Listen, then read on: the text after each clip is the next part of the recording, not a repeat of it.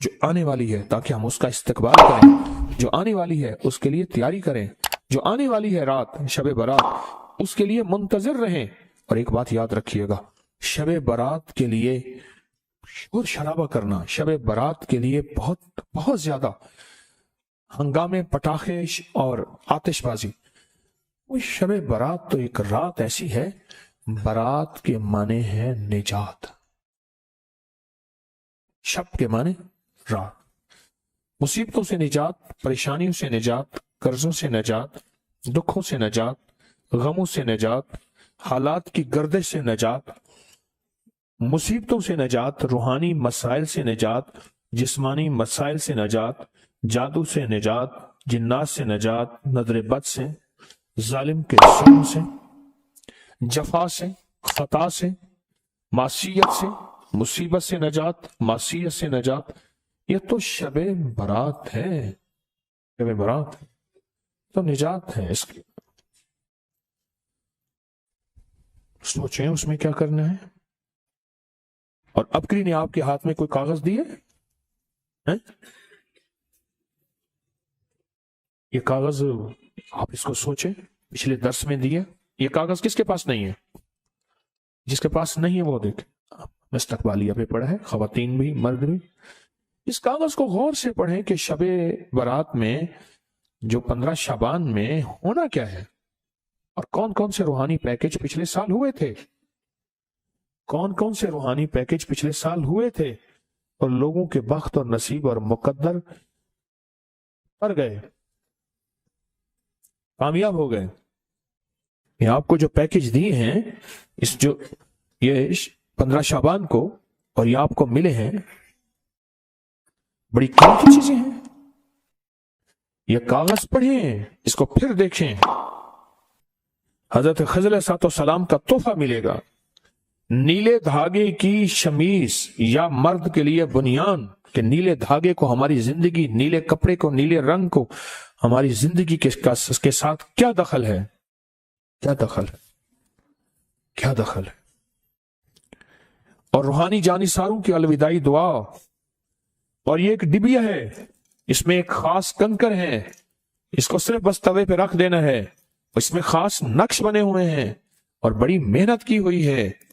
یہ دیکھیں کہاں کہاں بھاگ دوڑ کر کر کے تسبیح خانے کی خدمت والے، میں بھی اس میں شامل، کہاں بھاگ دوڑ کر کے کون سی چیز کہاں سے بنواتے ہیں، کون سے نقش کہاں سے چھپواتے ہیں، اور اس کے اوپر اس کو پرنٹ نقش کرواتے ہیں جو اندر سٹیل کے اندر چلے جائیں۔ آپ خود سوچیں،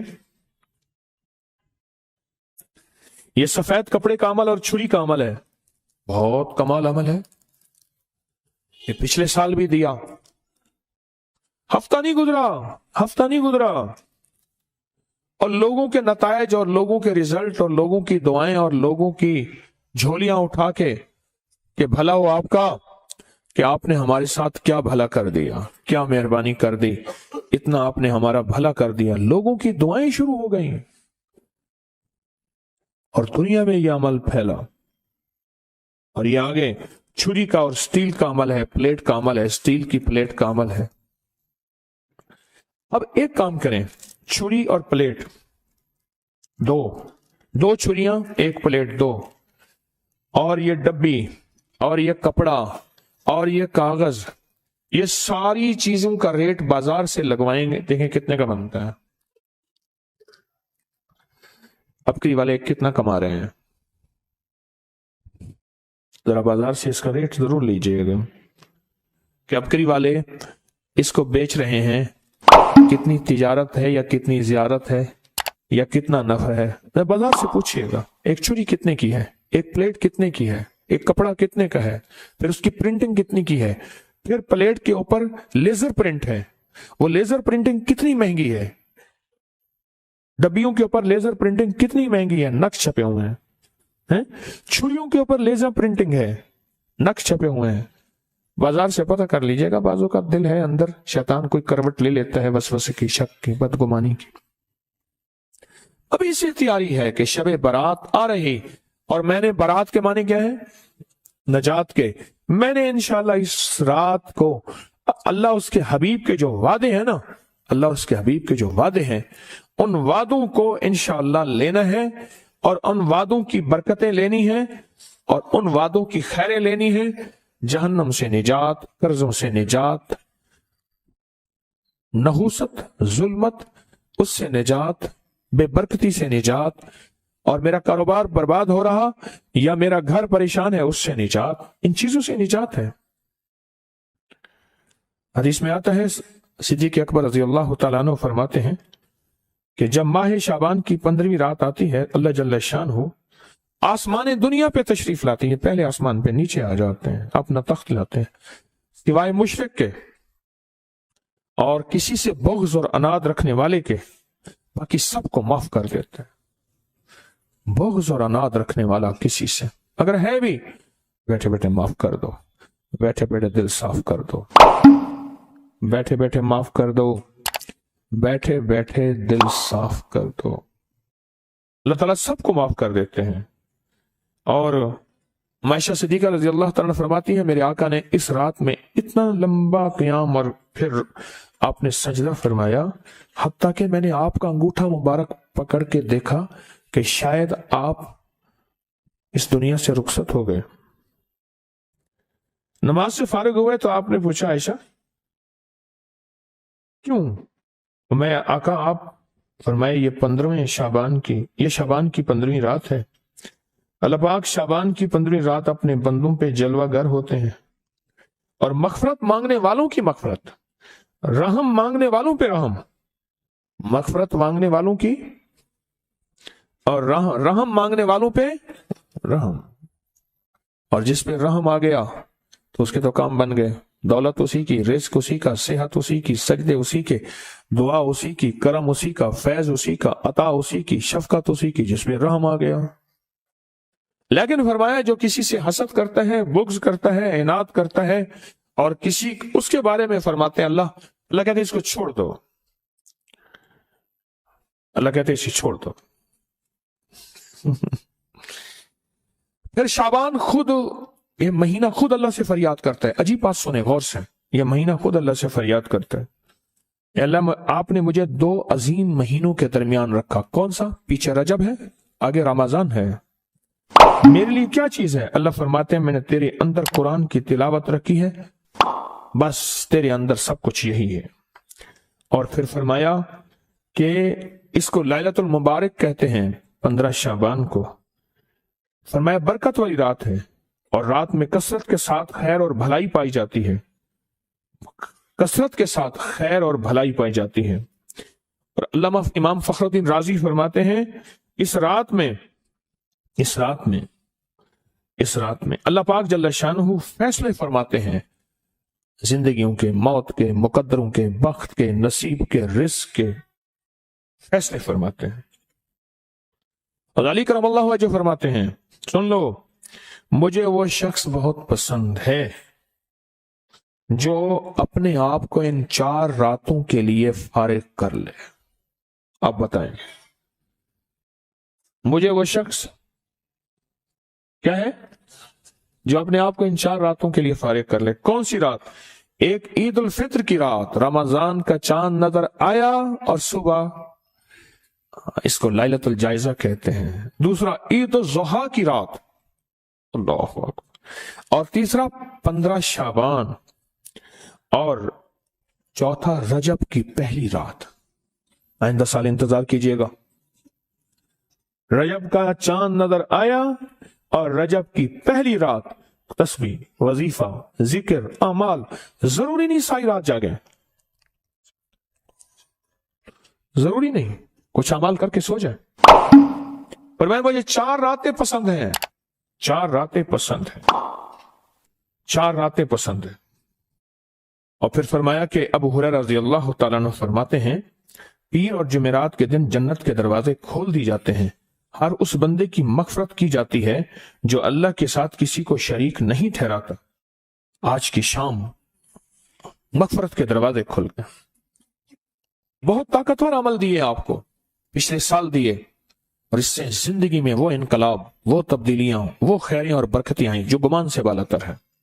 اللہ نے ساری دنیا کے بیٹے، رزق، نعمتیں، نسل کی سعادتیں ان دو مبارک بولوں میں رکھے ہیں۔ اس عمل سے مشکلات ٹلتی ہیں، مرادیں ملتی ہیں، صرف دو لفظ بس۔ اللہ نے انجیل کی قسم اٹھائی ہے، والتین، قسم ہے مجھے انجیل کی۔ انسان نہ اپنی زندگی کی ابتدا میں انتہا ہو جائے تو شاید پھر قسم اٹھائے۔ اللہ نے قسم اٹھائی ہے، مجھے قسم ہے انجیر کی، مجھے قسم ہے زیتون کی، قسم اٹھائی۔ فقہا، محدثین، صالحین، اولیاء جن پہ اللہ نے اپنے روحانی علوم کھولے ہیں، وہ فرماتے ہیں یہ وہ عمل ہے جس عمل کی برکت سے، یہ وہ آیت ہے جس آیت کی برکت سے اللہ بیٹے دیتا ہے، نعمتیں دیتا ہے، رزق دیتا ہے۔ اور یہ وہ عمل ہے، میں عمل ابھی کرواؤں گا، یہ وہ عمل ہے جس عمل کے کرنے سے کبھی ہاتھ خالی نہیں ہوتے، کبھی جھولیاں خالی نہیں ہوتی۔ بس جھولیاں خالی سے مراد اولادیں، رزق، دولتیں، نعمتیں۔ ہاتھ خالی ہونے سے مراد کبھی یہ ہاتھ منگتا نہیں رہے گا، سدا اس کی جھولیاں بھی بھرے رہیں گے، ہاتھ بھی بھرے رہیں گے، رزق بھی بھرا رہے گا۔ یہ بہت بڑا طاقتور عمل ہے۔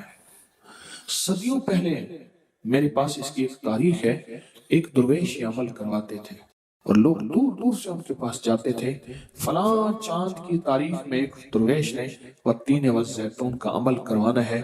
دنیا دور دور سے جاتی تھی اور اس عمل میں شامل ہوتی تھی، اور جو عمل میں شامل ہوتا تھا وہ اپنی وصیتوں میں لکھتا تھا یا وصیتیں کرتا تھا یا جاتے ہوئے کہتا تھا بیٹا کبھی پریشان نہ ہونا، میں فلاں درویش کے ہاں والتین والزیتون کا عمل کر کے آیا ہوں، اللہ تمہیں پالتا بھی رہے گا، دیتا بھی رہے گا، رزق بھی، نعمتیں بھی، بیٹے بھی۔ وہ وصیتیں کرتا تھا باقاعدہ۔ اتنا طاقتور یہ عمل ہے، اور یہ دو خزانے ہیں، اس کی مٹھیاں کبھی خالی نہیں رہتی، اس کے ہاتھ کبھی خالی نہیں رہتے۔ آپ پرسکون ہو کر اپنی دونوں ہاتھوں کی مٹھیاں بند کر کے گود میں سامنے رکھیں گے، مٹھیوں کا رخ آسمان کی طرف ہوگا، آسمان کی طرف رکھیں گے، انگلیاں کا رخ، مٹھیاں بند ہوں گی اور آسمان کی طرف ہوگا۔ جیسے دعا کے دونوں ہاتھ آسمان کی طرف ہوتے ہیں کھلے، اس طرح دعا کے یہ بند ہاتھ آسمان کی طرف ہوگا۔ میں نے آپ کے ساتھ پڑھنا ہے، آپ نے میرے ساتھ پڑھنا ہے، والتین والزیتون، پھر انگوٹھا کھول دینا ہے، پھر پڑھنا ہے، پھر دوسری انگلی کھول دینی ہے، پھر پڑھنا ہے، پھر تیسری انگلی کھول دینی ہے، پھر پڑھنا ہے، پھر چوتھی انگلی کھول دینی ہے، پھر پڑھنا ہے، پھر پانچویں انگلی کھول دینی ہے، پھر پڑھنا ہے چھٹی انگلی، ساتویں، آٹھویں، نویں اور دسویں۔ اب مٹھیاں بند کریں، اور یہ عمل ہر حالت میں کر سکتے ہیں۔ مٹھیاں بند کریں اور میرے ساتھ پڑھتے رہیں، والتین والزیتون، والتین والزیتون، والتین والزیتون، والتین والزیتون، والتین والزیتون، والتین والزیتون، والتین والزیتون، والتین والزیتون، والتین والزیتون۔ ہاتھ کا انگوٹھا کھول دیں، اب پھر پڑھیں، والتین والزیتون، والتین والزیتون، والتین والزیتون، والتین والزیتون، والتین والزیتون، والزیتون۔ انگلی کھول دیں شہادت کی، پھر پڑھیں، والتین والزیتون، والتین والزیتون، والزیتون، والتین والزیتون، والتین والزیتون، والتین والزیتون۔ تیسری انگلی کھول دیں، پڑھیں پھر، والتین والزیتون، والتین والزیتون، والتین والزیتون۔ 10ویں انگلی کھول دیں۔ اب دونوں ہاتھوں کو دعا کے لیے اٹھائیں جیسے دعا کرتے ہیں، اور ذرا اونچا لے جائیں۔ حدیث میں ثابت ہے میرے آقا نے بعض دعائیں ایسے مانگی ہیں کہ بغل کی سفیدیاں نظر آئی ہیں، بغل کی سفیدیاں نظر آئی ہیں۔ اوپر لے جا کر، سر سے بھی اوپر ہاتھ لے جا کر، سر جھکا کر پڑھیں، والتین والزیتون، والتین، گڑ گڑا کے پڑھیں، والزیتون، والتین والزیتون، والتین والزیتون، والتین والزیتون، والتین والزیتون۔ وجدان سے پڑھیں، والتین والزیتون، والتین والزیتون، والتین والزیتون، والتین والزیتون۔ اب ان ہتھیلیوں میں دونوں ہاتھوں میں پھونک ماریں اپنی ہاتھ، اس کو پورے بدن پہ پھیریں، اپنی نسلوں کا تصور کریں، اپنے گھر والوں کا تصور کریں، ساری امت کا تصور کریں، پورے بدن پر اس کو۔ اللہ اکبر، کیا مبارک ہے آپ کو، کیا سعادت ہے آپ کو، کیا برکت ہے آپ کو۔ آپ نے وہ عمل کیا۔ درویش کرواتے تھے سال میں ایک دفعہ، اور منزلیں مارتے مارتے لوگ اس عمل کو کرنے جاتے تھے، اور جاتے ہوئے، اس دنیا سے جاتے ہوئے وصیت نصیحت کرتے تھے اور اپنے گھر والوں کو تسلیاں دیتے تھے کہ دیکھو خیال کرنا، تم پریشان نہ ہونا، ہم نے والتین والزیتون کا عمل کیا ہے، اللہ غیب سے کھلائے گا، پلائے گا، رزق، وسعت، اولاد، نعمتیں انشاءاللہ عطا فرمائے گا۔ زندگی میں جب بھی کہیں مشکلیں آئی ہیں، جب بھی کہیں پریشانی آئی ہیں، جب بھی کہیں الجھنیں امت کو آئی ہیں، جب بھی کہیں اولاد نہیں ہے، رزق نہیں ہے، صحت نہیں ہے، عزت نہیں ہے، سکون نہیں ہے، چین نہیں ہے، راحت نہیں ہے، جادوؤں نے گھیر لیا، بندشوں نے تباہ کر دیا، حاسدین نے برباد کر دیا، مشکلوں نے سر چڑھ کے ہمیں جھکا دیا، حالات نے ہماری زندگی کو تنگ کر دیا، کوئی پریشانی کی ضرورت نہیں۔ مجھے کہنے لگا کہ ہمارے علاقے میں ایک صاحب ہیں، بابا جی ہیں، کوئی بھی مشکل ہو وہ بیٹھ کے سورۃ قل ہو اللہ پڑھاتے ہیں، ان کے پاس 7 کھانے لے جانے پڑتے ہیں، 7 کھانے لے جانے پڑتے ہیں، وہ سورۃ قل ہو اللہ پڑھاتے ہیں بٹھا کے بندوں کو، اور ان کے لیے کھانے ضروری ہیں، کھانے اچھے ہوں، ایک سوٹ ہو، 7 کھانے ہوں، ایک خوبصورت تکیہ ہو، ایک کھیس اچھا بہترین بچھونا ہو، ایک بستری کی چادر ہو، اور 7 کھانے ہوں۔ فرمایا وہ دیتے ہیں، لیتے ہیں، سورۃ قل ہو اللہ پڑھاتے ہیں، پھر بیٹھ کے دعا کرتے ہیں، بہت دیر تک دعا کرتے ہیں، لوگوں کی مشکلیں حل ہو جاتی ہیں، لوگوں کی پریشانیاں دور ہو جاتی ہیں۔ میں نے کہا کسی طرح بابا جی سے پتہ چلے گا وہ دعا کیا مانگتے ہیں۔ کیا لگا وہ دعا کسی کو نہیں بتاتے، بس کہتے ہیں آؤ میرے ساتھ بیٹھ کے سورۃ قل ہو اللہ پڑھو، اب اللہ کے درود پاک پڑھو اور سورۃ قل ہو اللہ پڑھو، وہ دعا کسی کو نہیں بتاتے۔ میں نے کہا کسی طرح پتہ کر وہ دعا کسی کو تجھے بتا دے۔ اس نے کہا پتہ کروں گا۔ کچھ عرصے کے بعد بندہ مجھے ملا، آتے یہ کاغذ دیا، اور کاغذ دے کے مجھے کہنے لگا آپ کو یاد ہے آپ نے میری ایک ذمہ داری لگائی تھی، اور وہ ذمہ داری یہ لگائی تھی کہ ایک ہمارے ہاں بابا جی ہیں، ان کے پاس کوئی دنیا کی مشکل، پریشانی، الجھنیں، ناکامیاں، حالات، مسائل، بے اولادی، جادو، جنات، اثرات، بندشیں، کوئی بھی ہے، وہ مسئلے حل ہوتے ہیں، لیکن ان کی شرطیں یہ ہیں، خوبصورت تکیہ لیتے ہیں، بہترین سوٹ لیتے ہیں، بستری کی چادر لیتے ہیں، ایک کھیس یعنی پورا بستر لیتے ہیں، اور کہا اگر سردیاں تو ایک خوبصورت رضائی بھی لیتے ہیں، اور 7 رنگ کے کھانے لیتے ہیں، عطر کی خوشبو لیتے ہیں، یہ لیتے ہیں، یہ لیتے ہیں، وہ پھر آپ چھوڑ کے آ جائیں وہ ان کے ہوتے ہیں، بس آپ کو وہ دعا دے دیتے ہیں اور بٹھا کے سورۃ قل ہو اللہ پڑھتے ہیں۔ میں نے کہا کس طرح پتہ کر کے یہ عمل کیا ہے، پتہ کر یہ عمل کیا ہے۔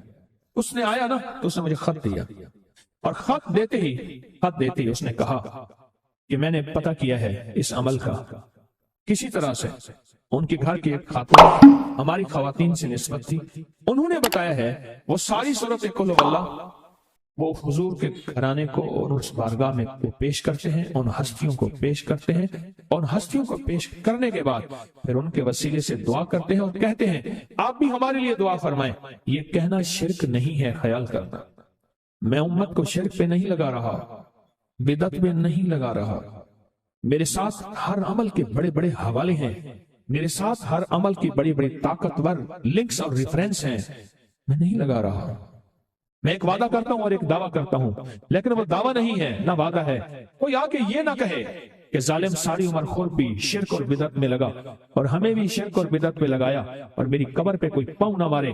ہاں یہ ضرور آ کے کوئی کہے اللہ اس کی قبر پہ ترس کھا اور رحم فرما، ساری عمر تیرے اور تیرے حبیب کی سچی راہیں دکھاتا رہا اور محمد آل محمد کی سچی راہیں دکھاتا رہا، یہ وہ شخص ہے اللہ اس پہ ترس کھا، اللہ اس کو معاف کر دے۔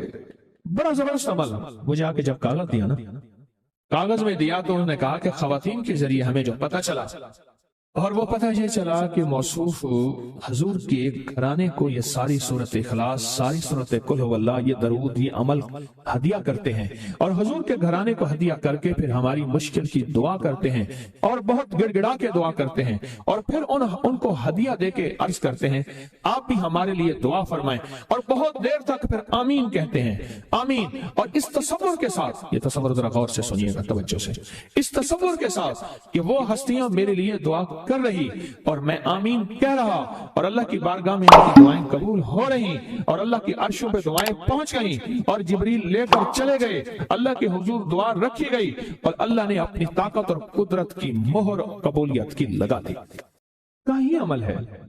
ان کو ہدیہ کرتے ہیں، میں پھر دہرا رہا ہوں، غور سے سنیے گا، ان کو ہدیہ کرتے ہیں، ان کو ہدیہ کر کے ان کے وسیلے سے دعا کرتے ہیں، پھر ان کو دعاؤں کا عرض کرتے ہیں آپ بھی دعا فرمائیں، آپ بھی دعا فرمائیں۔ اور ان کو دعاؤں کا عرض کرتے ہیں اور پھر ان سے دعائیں لیتے ہیں اور بہت دیر تک آمین اس نیت سے کہتے ہیں کہ وہ دعا فرما رہے ہیں اور ہم ان کی دعاؤں پہ آمین کہہ رہے ہیں۔ یہ ہمارے اکابر کا عمل ہے، یہ ہمارے بڑوں کا عمل ہے، یہ ہماری بڑی بڑی ہستیوں کے عمل ہے۔ میں اس لیے کہہ رہا ہوں میری کوشش ہوگی کبھی آپ کو شرک اور بدعت پہ نہ لگے۔ میں اس لیے کہہ رہا ہوں میری کوشش ہوگی امت کو وہ خیر کے عمل بتاؤں جو عموماً لوگ چھپا کے چلے جاتے ہیں، جو عموماً لوگ اپنے تک رکھتے ہیں۔ میری کوشش ہوگی۔ میں نے آج تک حضور کے گھرانے کو ہدیہ پیش کیا ہو، میں نے آج تک حضور کے گھرانے کو تحفہ پیش کیا ہو، میں نے آج تک حضور کے گھرانے کو نذرانہ پیش کیا ہو اور حضور کے گھرانے کی طرف سے مجھے خالی ہاتھ لوٹایا گیا ہو۔ ممکن ہی نہیں، ممکن ہی نہیں کہ خالی ہاتھ لوٹایا گیا۔ حضور کے گھرانے کے ساتھ ساری کائنات کی محبتیں ہیں، حضور کے گھرانے کے ساتھ ساری کائنات کا تعلق ہے۔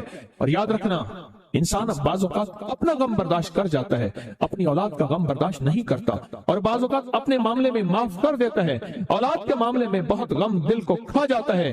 میرے حضور کے گھرانے کو جو ہدیہ دے گا، میرے حضور کے گھرانے کو جو تحفے دے گا، میرے حضور کے گھرانے کو جو اعمال دے گا، حضور کے گھرانے کو یہ ہدیے، یہ اعمال، یہ تحفے زندگی بھر اس کو سرنگو نہیں ہونے دیں گے، زندگی بھر اس کو ناکام نہیں ہونے دیں گے، اور زندگی بھر اس کو کامیاب۔